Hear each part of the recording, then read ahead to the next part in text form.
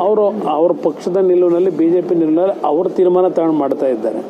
ಇಲ್ಲಿ ನಮ್ಮನ್ನ ವಿಶ್ವಾಸಕ್ಕೆ ತೆಗೆದುಕೊಳ್ಳದೇ ಇದ್ದಾಗ ಬೆಂಗಳೂರಿನಿಂದ ಮೈಸೂರಿನವರೆಗೆ ನಮ್ಮ ಶಕ್ತಿ ಇರ್ತಕ್ಕಂಥದ್ದು ಅಷ್ಟೆಲ್ಲ ಇದ್ದು ವಿಶ್ವಾಸಕ್ಕೆ ತೆಗೆದುಕೊಳ್ಳದೆ ಹೋದ ಮೇಲೆ ಸರಿಯಾದ ರೀತಿಯಲ್ಲಿ ನಾವ್ಯಾತಿಗೆ ಬೆಂಬಲ ಕೊಡಬೇಕು? ರಾಜಕಾರಣ ಮಾಡೋದು ಬೇರೆ, ಚುನಾವಣೆಗಳು ಬಂದಾಗ ಬೇರೆ ಒಟ್ಟಿಗೆ ಇರ್ತಕ್ಕಂಥದ್ದು. ಆದರೆ ಇವತ್ತಿನ ಈ ರೀತಿಯ ಕಾರ್ಯಕ್ರಮದಿಂದ ಸಾಧನೆ ಏನು ಮಾಡ್ತೀವಿ? ಏನು ಸಾಧನೆ ಮಾಡ್ಲಿಕ್ಕೆ ಸಾಧ್ಯ? ಇದು ನನ್ನ ಮನಸ್ಸಿಗೂ ನೋವಾಗಿದೆ. ಸ್ಥಳೀಯ ನಾಯಕರ ಅಭಿಪ್ರಾಯ ಪಡೆದಿಲ್ಲ. ಮೊದಲು ನಮ್ಮ ನಾಯಕರು ಮಾತಾಡ್ತೀವಿ, ಮೊದಲು ನಾವು ಅವ್ರ ಜೊತೆ ಮಾತಾಡಿ ಅವ್ರ ಜೊತೆ ಮಾತಾಡ್ತೀವಿ. ನಮ್ಮ ಕೋರ್ ಕಮಿಟಿ ತೀರ್ಮಾನದಿಂದಲೇ ನಮ್ಮ ನಾಯಕರ ಕೈಲೂ ಕೂಡ ಮಾತಾಡ್ತೀವಿ. ಅವ್ರನ್ನು ಕೂಡ ಒಪ್ಪಿಸ್ಬೇಕು, ಅವ್ರಿಗೂ ಒಪ್ಪಬೇಕು. ಜನಗಳ ತೀರ್ಪು, ಜನಗಳ ಅಭಿಪ್ರಾಯಕ್ಕೆ ನಾವೆಲ್ಲರೂ ಕೂಡ ಮನ್ನಣೆ ಕೊಡಬೇಕು ಹೊರತು ಅವ್ರಿಗೂ ಮಾತಾಡ್ತೀವಿ. ಮಾನ ಮರ್ಯಾದೆ ಇದೆ ಅವನಿಗೆ. ಯಾವನ ಕಾಸ್ಗೋಸ್ಕರ ಎಗಡಾದಿನೋದಕ್ಕೆ ನಾವು ದೇವೇಗೌಡ ಹುಟ್ಟಿಲ್ಲ, ನಮ್ಮ ಅಪ್ಪ ಅದ ಕುಡಿಸ್ಲಿಲ್ಲ. ಏನ್ ತಿಳ್ಕೊಂಡಿದ್ದಾನೆ ಅವನು? ಏನ್ ತಿಳ್ಕೊಂಡಿದ್ದಾನೆ ಅವನು? ಏನ್ ತಿಳ್ಕೊಂಡಿದ್ದಾನೆ?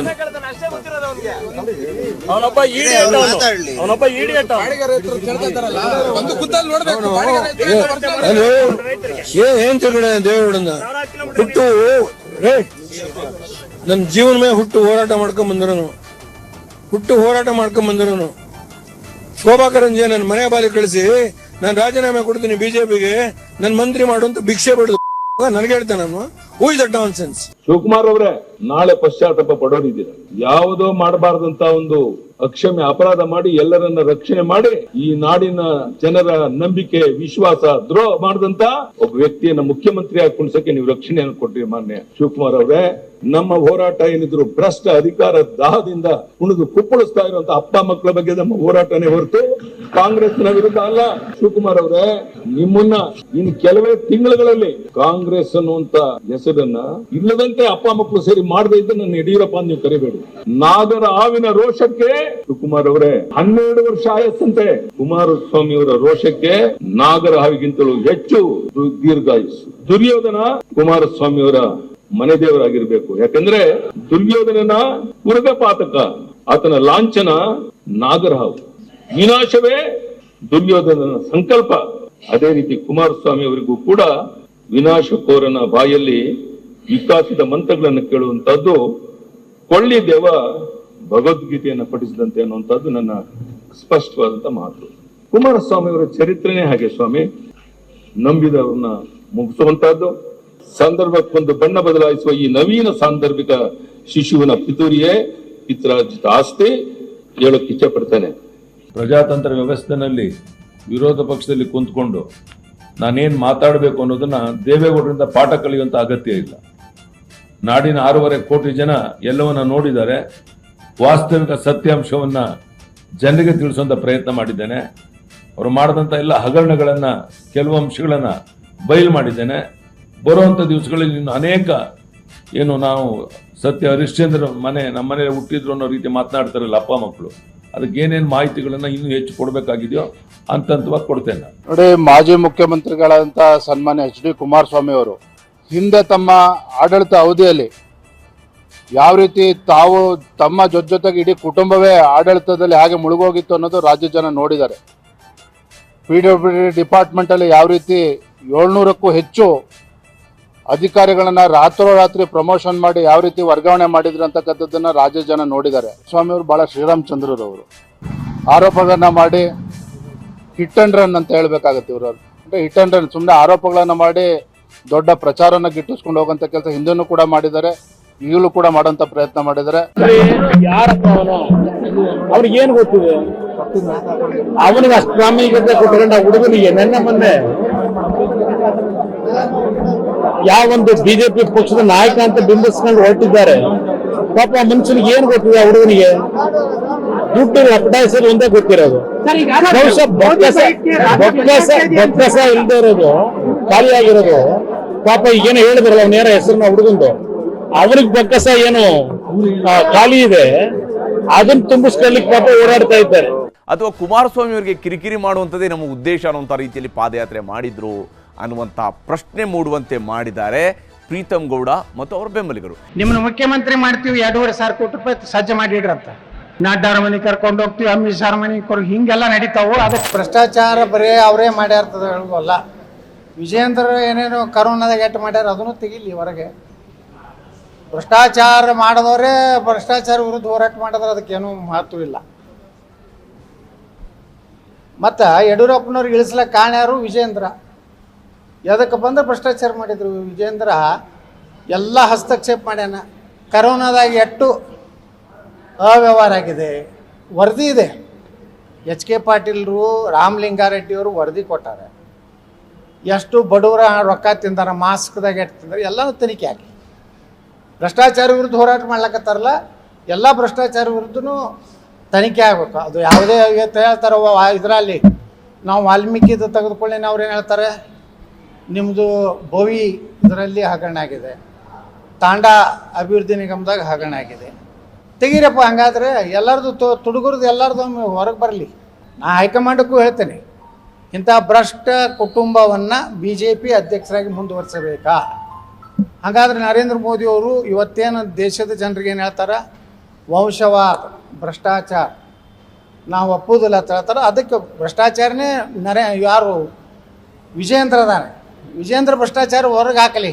45 ರೂಪಾಯಿದ ಮಾಸ್ಕ್ ಯಡಿಯೂರಪ್ಪನವ್ರ, ನೀವು 45 ರೂಪಾಯಿ ಮಾಸ್ಕ ಕರೋನಾದಾಗ ಎಷ್ಟು ರೂಪಾಯಿ ಖರ್ಚು ಹಾಕಿರಿ ಸರ್ಕಾರನಾಗ? ನನಗೆ ಗುರ್ತಿಲ್ಲ. 485 ರೂಪಾಯಿ ಹಾಕಿರಿ ಒಂದು ಮಾಸ್ಕಿಗೆ. ಉದ್ಧಾರ ಮಾಡಿದ್ರಿ ನೀವು ಬಡ್ರು. ಇದು ಕರೋನಾದಾಗ 10,000 ಬೆಡ್ ಮಾಡೀನಿ ಅಂತ ಹೇಳಿದ್ರಿ ಬೆಂಗಳೂರು ಬಲ್ಲಿ. ಖರೀದಿ ಮಾಡಿದ್ರೆ 2 ಬೆಡ್ ಬರ್ತಿದ್ದು. ಅರ್ಥ ಆಯ್ತಿಲ್ಲ ನೀವು? ಒಂದು ಬೆಡ್ಡಿಗೆ 20,000 ರೂಪಾಯಿ ಬಾಡಿಗೆ. ಒಂದು ಪರ್ ಡೇ ಎಷ್ಟು? ಹಾಂ, 20,000ನಾಗ ಒಂದು ಕಾಟ, ಒಂದು ಇದು, ಒಂದು ಸಲಾನಿ ಇರಿಸೋದು ಎಲ್ಲ ಬರ್ತೈತೆ. ಎಲ್ಲ ಎಷ್ಟು 1,000 ಕೋಟಿ ರೂಪಾಯಿ ಹೊಡೆದಾರ ಅದ್ರೊಳಗೆ. 40,000 ಕೋಟಿ ರೂಪಾಯಿ ವ್ಯವಹಾರ ಐತಿ ನಮ್ಮ ಕರೋನಾ. ಯಾರು ಬಡ್ರಮ್ಮ ನೋಡ್ರಿ, ಒಂದು ದವಾಖಾನೆಯಾಗ ಒಂದು ಕರೋನಾ ಪೇಷಂಟ್ಗೆ 8-10 ಲಕ್ಷ ರೂಪಾಯಿ ಬಿಲ್ ಮಾಡ್ಯಾರ.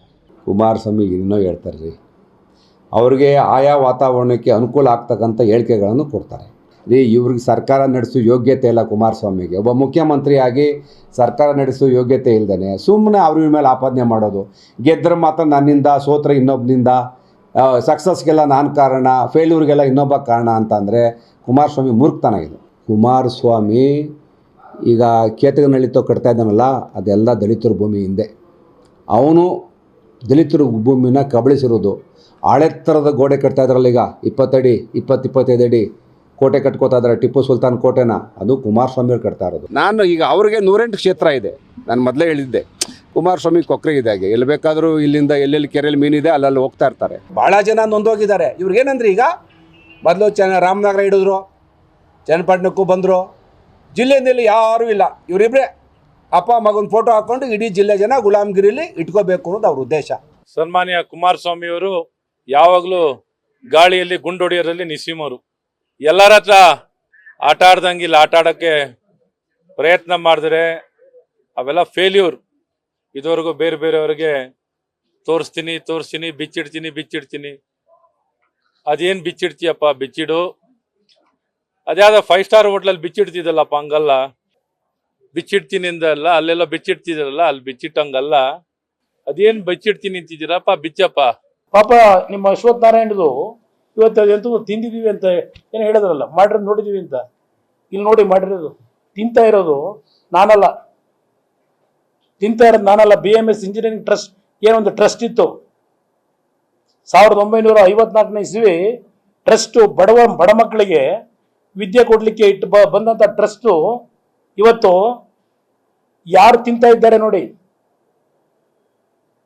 ಅಶ್ವಥ್ ನಾರಾಯಣಿಗೆ ಕೇಳಿ, ಕಾಪಿ ಕೊಡ್ತೀನಿ, ಇದೆಲ್ಲ ಯಾರ ಜೊತೆ ಕೂತ್ಕೊಂಡು ಬಗಿತಾ ಇದ್ದಾರೆ ತಿನ್ನೋದಕ್ಕೆ. ಟ್ರಸ್ಟ್ ಬರ್ಕೊಟ್ರಲ್ಲ. ಈಗ ನಾನು ಅಸೆಂಬ್ಲಿನಲ್ಲಿ ಚರ್ಚೆ ಮಾಡಿದ್ದಕ್ಕೆ ಮುಖ್ಯಮಂತ್ರಿಯಿಂದ ಹಿಡಿದು ಕಾನೂನು ಸಚಿವರಿಂದ ಒಬ್ಬ ಉತ್ತರ ಕೊಡಲಿಲ್ಲ. ಅವತ್ತು ಉತ್ತರ ಕೊಟ್ಟಂತ ವ್ಯಕ್ತಿ ಅನಾಗರಿಕವಾಗಿ ಬಳಸಿದಂತ ಪದ. ನಾನಿದನ್ನೆಲ್ಲ ಸುಲಭವಾಗಿ ಬಿಡೋನಲ್ಲ. ಪರ್ಸೆಂಟೇಜ್ ಸಿಸ್ಟಮ್ ತಂದವರು ಯಾರು? ಈ ರಾಜ್ಯದಲ್ಲಿ ಅದೆಂಥದ್ದು ಹೇಳ್ಕೊಂಡವ್ರಲ್ಲ 8% 10%. ಆ ಸಿಸ್ಟಮ್ ತಂದ ಪುಣ್ಯಾತ್ಮ ಪಿತೃ ಇದೇ ಯಡಿಯೂರಪ್ಪನವರಲ್ವೇ. ಈ 10% ಪಾಪ ಹಿಂದೆ ಕಾಂಗ್ರೆಸ್ ಸರ್ಕಾರ ಸುದೀರ್ಘವಾಗಿ ಆಡಳಿತ ನಡೆಸಿದಾಗಲೂ ಅವ್ರಿಗೆ ಆ ಯೋಚನೆ ಬಂದಿರಲಿಲ್ಲ. ಇವರು ಅಧಿಕಾರಕ್ಕೆ ಬಂದ ತಕ್ಷಣವೇ ಈ ಪರ್ಸೆಂಟೇಜ್ ಸಿಸ್ಟಮ್ ತಂದವರೇ ಇವರು ಮಹಾನುಭಾವ, ಅದರ ಜನಕ ಇವರು. ಯಾವ ರೀತಿ ನಡೆಸಿದ್ದಾರೆ ಅನ್ನೋದು ಗೊತ್ತಿದೆ. ಅವತ್ತು ನಮ್ಮನ್ನು ಜೈಲಿಗೆ ಕಳಿಸ್ತೀವಿ ಅಂತೇಳಿ ಪಾಪ ಅವ್ರು ಜೈಲಿಗೆ ಹೋದರು. ಇವತ್ತು ಶಿವಕುಮಾರ್ ಅವ್ರನ್ನ ನಾಳೆ ನಾಡಿದ್ದಲ್ಲಿ ಜೈಲಿಗೆ ಕಳಿಸ್ತೀವಿ ಅಂತ ಏನು ಹೇಳಿಕೆ ಕೊಟ್ರಲ್ಲ, ಆ ಶಿವರಾಮ್ ಕಾರಂತ್ ಬಡಾವಣೆ ಬಂಡವಾಳ ಇಲ್ವಾ ಈ ಸುಪ್ರೀಂ ಕೋರ್ಟ್ನಲ್ಲಿ? ಇವತ್ತೇನು ಹೇಳಿದ್ದಾರೆ ಶಿವರಾಮ್ ಕಾರಂತ್ ಬಡಾವಣೆ ವಿಷಯದಲ್ಲಿ? ಯಾರದರ ಕಾರಣಕರ್ತರು? ಗಾಜಿನ ಮನೇಲಿ ಕೂತಿದ್ದೀರಿ, ಗಾಜಿನ ಮನೆ ಒಳಗೆ. ಎಚ್ಚರಿಕೆ ಕೊಡ್ತೀನಿ ನಿಮಗೆ, ಮಾತನಾಡಬೇಕಾದ್ರೆ ಹಿಡ್ತಾ ಇರಲಿ. ವಯಸ್ಸಾಗಿದೆ, ವಯಸ್ಸಿಗೆ ತಕ್ಕನಾದಂಥ ಗಾಂಭೀರ್ಯತೆ ಉಳಿಸ್ಕೋಬೇಕು. ಯಾವ ಈಗಿನ ಮುಖ್ಯಮಂತ್ರಿಗಳು ಜನವರಿ 1ನೇ ತಾರೀಕು ಪತ್ರ ಬರೀತಾರೆ ಇನ್ಕಮ್ ಟ್ಯಾಕ್ಸ್ ಅಧಿಕಾರಿಗೆ, ಡೈರೆಕ್ಟರೇಟ್ಗೆ, ಶಿವಕುಮಾರ್ ಅವ್ರ ಮೇಲೆ ತನಿಖೆ ಮಾಡಬೇಕು ಅಂತ ಹೇಳಿ. ಯಾವ್ಯಾವ ರೀತಿ ರಾಜಕಾರಣ ನಡೆಯುತ್ತೆ ಅನ್ನೋದಕ್ಕೆ. ಈ ವಿದ್ಯುತ್ ಶಕ್ತಿ ಖರೀದಿ ಮಾಡಿದ್ರಲ್ಲ ಯಡಿಯೂರಪ್ಪನವ್ರು ಮುಖ್ಯಮಂತ್ರಿಗಳಿದ್ದಾಗ, ಶಿವಕುಮಾರ್ಗೆ ಗಿಣಿಗೆ ಹೇಳ್ದಂಗೆ ಹೇಳಿದೆ. ಲೂಟಿ ಹೊಡೆದಿದ್ದಾರೆ ವಿದ್ಯುತ್ ಶಕ್ತಿ ಖರೀದಿಲಿ. ನೀವು ವಿದ್ಯುತ್ ಶಕ್ತಿ ಸಚಿವರಿದ್ದೀರಿ, ಈ ರಾಜ್ಯದ ಜನತೆಯ ದುಡ್ಡನ್ನು ಲೂಟಿ ಹೊಡೆದಿರ್ತಕ್ಕಂಥ ಪ್ರಕರಣದ ಬಗ್ಗೆ ಸತ್ಯಾಂಶ ಹೊರಗಿಡಿ ಅಂತ ಹೇಳಿದೆ. ಅವ್ರನ್ನ ಕಾಪಾಡಿದ್ದಕ್ಕೆ ಪಾಪ DK ಶಿವಕುಮಾರ್ ಕೊಟ್ಟು ಬಡವಳಿ ಇವರು, ಈಗ ಬಿಜೆಪಿ ಅವರು. 10 ತಿಂಗಳಿಂದ ಈ ಸರ್ಕಾರ ನಡೆಯಲಿಕ್ಕೆ ಬಿಡಲಿಲ್ಲ ಇವರು ಬಿಜೆಪಿ ಅವರು. 25 ಕೋಟಿ 30 ಏನು ಪಾಪ ಮೊನ್ನೆ ಡೆಲ್ಲಿ ಒಳಗೆ ಇವ್ರದೇನೋ ಒಂದು ಪ್ರಣಾಳಿಕೆ ಬಿಡುಗಡೆ ಮಾಡಿದ್ರಲ್ಲ, ಕರಪ್ಷನ್ ಫ್ರೀ ಗೌರ್ಮೆಂಟ್ ಕೊಡ್ತಾರಂತ. ಎಲ್ಲಿಂದ ಬಂದಿದೆ ಇವರಿಗೆ? ಕಾಂಗ್ರೆಸ್ JDS MLAಗಳ ಮೇಲೆ ಆಮಿಷ ಒಡ್ಡಿ 25 ಕೋಟಿ 35 ಕೋಟಿ ದುಡ್ಡು ಕೊಡ್ತೀವಿ ಬನ್ನಿ ರಾಜೀನಾಮೆ ಕೊಟ್ಟು ಅಂತ ಕರೀತಾರಲ್ಲ, ಯಾವ ದುಡ್ಡದು? ಏನು ನರೇಂದ್ರ ಮೋದಿ ಅವರು ಚಾಯನ್ನ ಮಾರಾಟ ಮಾಡಿ ಈ ದೇಶದೊಳಗೆ ಅವ್ರ ಕಾರ್ಯಕರ್ತರು ದುಡ್ಡು ಕೊಟ್ಟಿರೋದ ಬಿಜೆಪಿ ಅವರಿಗೆ? ಅದ್ಯಾರು ಗಡಿ ಲೂಟಿ ಮಾಡಿರೋನು ಅವನ್ನೆನ್ನೆ ಇಲ್ಲೆಲ್ಲ ಭಾಷಣ. ಆ ಮನುಷ್ಯ ಕುಮಾರಸ್ವಾಮಿ ಅವರಿಂದ ಕಮಿಷನ್ ದುಡ್ಡು ತಗೊಂಡು ಚುನಾವಣೆ ನಡೆಸೋರಂತೆ. ಯಡಿಯೂರಪ್ಪನವರು ಅದೇ ಹೇಳ್ತಾರೆ, ಆ ಕಮಿಷನ್ ಪದ್ಧತಿ ಪ್ರಾರಂಭ ಮಾಡ್ಕೊಂಡಿರೋ ನೀವುಗಳು ಲೂಟಿ ಮಾಡಿದ್ರಿ ಬಿಜೆಪಿ ಸರ್ಕಾರ ಆಡಳಿತಕ್ಕೆ ಬಂದಾಗೆ ರಾಜ್ಯದೊಳಗೆ. 5 ನಿಮಿಷದಲ್ಲಿ ನರೇಂದ್ರ ಮೋದಿ ಅವರಿಗೆ ಹೇಳಿ ಮೇಕೆದಾಟಿಗೆ ಶಂಕುಸ್ಥಾಪನೆ ಇರ್ತಕ್ಕಂಥದ್ದಷ್ಟೇ ಅಲ್ಲ, ಮೇಕೆದಾಟಿಗೆ ಹಣವನ್ನು ಬಿಡುಗಡೆ ಮಾಡಿಸ್ಕೊಡ್ತಕ್ಕಂಥದ್ದು ನಮ್ಮ ಜವಾಬ್ದಾರಿ. ಇಲ್ಲಿದ್ದೇವೆ ನಾವು 5 ಜನ ಮಂತ್ರಿಗಳು, 4 ಜನ ಮಂತ್ರಿಗಳು. ಒಂದು ರಾತ್ರಿನ ಎಲ್ಲ ಬಗೆಹರಿಸ್ಲಿಕ್ಕೆ ಆಗೋದಿಲ್ಲ. ಯಾರಾದ್ರೂ ಹುಚ್ಚರು ಹೇಳಬೇಕು ಅದನ್ನ. 24 ಗಂಟೆಲಿ ನಾನು ಮೇಕೆದಾಟು ತರ್ತೀನಿ ಅಂತ ಭಾಷಣ ಮಾಡಿರೋದನ್ನ ಎಲ್ಲಾದ್ರೂ ಒಂದು ಕಡೆ ತೋರಿಸಿ ನೀವು. ಈ ಪ್ರಕರಣದಲ್ಲಿ ಯಾವ ರೀತಿಯಲ್ಲಿ ಪೆನ್ ಡ್ರೈವ್ಗಳು ಸರ್ಕ್ಯುಲೇಟ್ ಆಯಿತು, ಸರ್ಕ್ಯುಲೇಟ್ ಮಾಡಿದಂಥ ಮಹಾನ್ ನಾಯಕ ಯಾರು, ಯಾವ ಕಾರಣಕ್ಕೋಸ್ಕರವಾಗಿ ಅದನ್ನು ಸರ್ಕ್ಯುಲೇಟ್ ಮಾಡಿದ್ರು, ಎಷ್ಟು ತಿಂಗಳ ಹಿಂದೆ ಆ ಮಹಾನ್ ನಾಯಕನಿಗೆ ವಿಷಯಗಳೆಲ್ಲ ಗೊತ್ತಿತ್ತು. ಇದನ್ನ ಇಲ್ಲಿರ್ತಕ್ಕಂಥ ಪ್ರಶ್ನೆ. ದೊಡ್ಡ ಅಪರಾಧ ಇಲ್ಲಿ ಏನು ನೀವು SIT ಕೊಟ್ಟಿದ್ದೀರಿ, ಅದಕ್ಕಿಂತಲೂ ಮಹಾನ್ ಅಪರಾಧ ಮಾಡಿರೋದು ಇದೇ ನಿಮ್ಮ ಕಾಂಗ್ರೆಸ್ನ ಮಹಾನ್ ನಾಯಕ deputy CM. Who is that Pritam Gowda? ದೇವೇಗೌಡರ ಕುಟುಂಬವನ್ನ ಸರ್ವನಾಶ ಮಾಡ್ಲಿಕ್ಕೆ ಹೋದಂಥವನ್ನ ಸಭೆಗೆ ಕರೆದು ಕೂರಿಸ್ಕೋತಾರೆ, ನನ್ನ ಸಭೆಗೆ ಕರೀತಾರೆ. ಯಾರ ಕಾರಣ? ಆ ಪೆನ್ ಡ್ರೈವ್ಗಳನ್ನ ಬೀದಿ ಹಂಚಲಿಕ್ಕೆ. ವಯಸ್ಸಿನ ನಮ್ಮ ಒಂದು ಕೊರತೆಯಲ್ಲಿ ತಪ್ಪುಗಳಾಗಿರಬಹುದು, ತಿದ್ಕೊಳ್ತಕ್ಕಂಥದ್ದು ನಮ್ಮ ಮನುಷ್ಯನಿಗೆ ಬೇಕಾಗಿರತಕ್ಕಂಥ ಪ್ರಮುಖವಾದಂಥ ಗುಣಗಳು. ಇವತ್ತು ರೇವಣ್ಣನ ಮಗ ಅಲ್ಲ, ನನ್ನ ಮಗ. ನಮ್ಮ ಅವರಿಗೆ ಸಂಬಂಧಗಳು ನಾವ್ ಯಾವುದೂ ಇಲ್ಲ, ಅವ್ರವ್ರ ವ್ಯವಹಾರ ಅವ್ರು ಇಟ್ಕೊಂಡಿದ್ದಾರೆ. ಇವೆಲ್ಲ ನಮ್ಗೆ ಗೊತ್ತಿಲ್ಲದೆ ಇರತಕ್ಕಂಥ ವಿಷಯಗಳು. ಇಲ್ಲಿ ಕುಟುಂಬದ ವಿರುದ್ಧ ಅಲ್ಲ. ಈಗ ರೇವಣ್ಣ ಅವ್ರ ಕುಟುಂಬ ಅಂದ್ರೆ ರೇವಣ್ಣ ಅವರು, ಅವರ ಪತ್ನಿ, 2 ಮಕ್ಕಳು. ಇಲ್ಲಿ ದೇವೇಗೌಡರ ಕುಟುಂಬ ಅನ್ನೋ ಪ್ರಶ್ನೆ ಬರಲ್ಲ. ಆಲ್ರೆಡಿ ನಾವು ಡಿವೈಡ್ ಆಗಿರೋರು ಬೇರೆ ಬೇರೆ ವಾಸ ಇದ್ದೇವೆ, ನಮ್ಮ ಬೇರೆ ಬೇರೆ ವ್ಯವಹಾರಗಳು ಇದ್ದಾವೆ, ನಮ್ದು ಯಾವುದೇ ವ್ಯವಹಾರಗಳಿಲ್ಲ. ಸತ್ಯಾಸತ್ಯತೆ ಹೊರಗೆ ಬರಲಿ. ನಾನು ಅವರಿಗೆ ಡಿಫೆಂಡಿಂಗ್ ಆಗಿ ಮಾತಾಡಲ್ಲ. ಓನ್ಲಿ ರೇವಣ್ಣ ವಿಷಯದಲ್ಲಿ ಏಕಾಂಗಿಯಾಗಿ ನನ್ನ ಈ ಒಂದು ಹೋರಾಟ ಆಸ್ ಎ ಪೊಲಿಟಿಷಿಯನ್. ಈ ಸರ್ಕಾರ ಸಂಪೂರ್ಣವಾದ ಸುಭದ್ರವಾಗಿ ಸರ್ಕಾರ ನಡೀತಕ್ಕಂಥ ನಿಟ್ಟಿನಲ್ಲಿ ಸಿದ್ದರಾಮಯ್ಯನವರ ರಕ್ಷಣೆನೇ ದೊಡ್ಡ ಮಟ್ಟದಲ್ಲಿದೆ. ಮೈತ್ರಿಯ ಹಿಂದಿನ ಒಪ್ಪಂದ ಮುರಿಲಿಕ್ಕೆ ಕಾರಣ ಪ್ರಮುಖವಾಗಿ ಸಿದ್ದರಾಮಯ್ಯನವರು.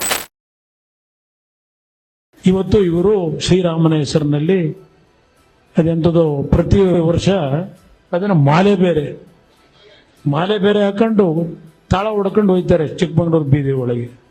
ಅದನ್ನ ನೀವು ಮೆಚ್ಚುತ್ತೆ, ಅದರಿಂದ ಭಿಕ್ಷೆ ಬೇರೆ ಬಿಡ್ತಾರಂತೆ. ಅವರಿಗೆ ಅಷ್ಟು ಇದ್ದಾಗ ಧರ್ಮಾಭಿಮಾನ, ನಮ್ಮ ಧರ್ಮಾಭಿಮಾನ ನಾನು ಮಾಡೋದೇನು ಭಯ ಬಿಡ್ಬೇಕಾ? ಮಾಡ್ಬೇಕಾದ್ರೆ ಮಾಡ್ತೀನಿ, ಏನು ಯಾಕೆ ಹಾಕ್ಬಾರ್ದು? ನಾವು ದೇವ್ರ ಕಾರ್ಯಕ್ರಮದಲ್ಲಿ ಹಾಕ್ಬೇಕಾಗಿ ಬಂದ್ರೆ ಹಾಕ್ತೀನಿ ಅಂತೆ.